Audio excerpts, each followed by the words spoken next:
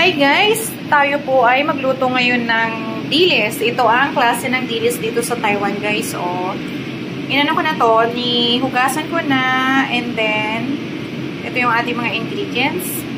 Dilis, mani. Ito yung adobo mani sa atin. And then, spring onions, bawang, at saka sili. So, ayan guys, yan lang. Ayan, sa mainit na kawali, naglagay ako ng mantika. So, ayan, mantika. Nilagay ko na din yung bawang at saka sili. Ayan.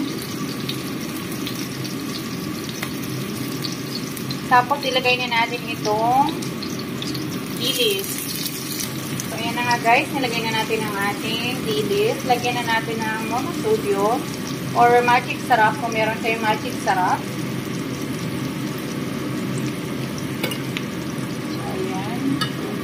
Halukayin lang natin, haluin.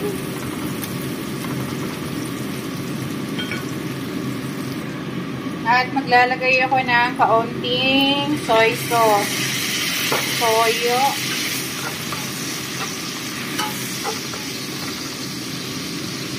Tapos, ilagay na natin itong mani. Saka itong spring onions. Ayan, halukain lang ulit natin. Halu-haluin lang.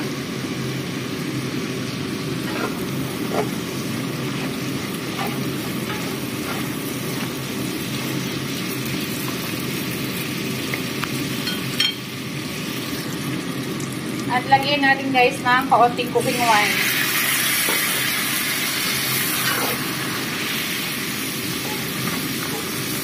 Ano yun? Yung inilagay kong cooking wine is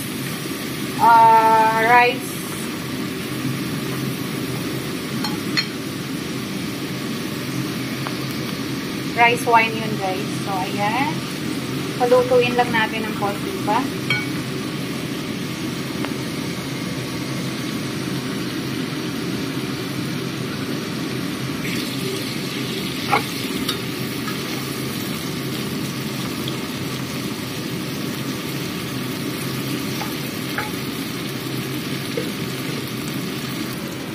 At ito na nga guys, luto na.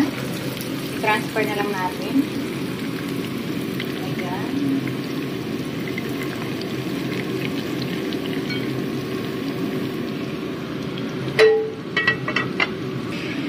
At ito na po ang ating Xiao ikan kung tawagin itong isda dito sa Taiwan. Xiao means maliit, then ikan is pinatuyong isda or daing, something na gano'n guys, kasi kan. So, ayan.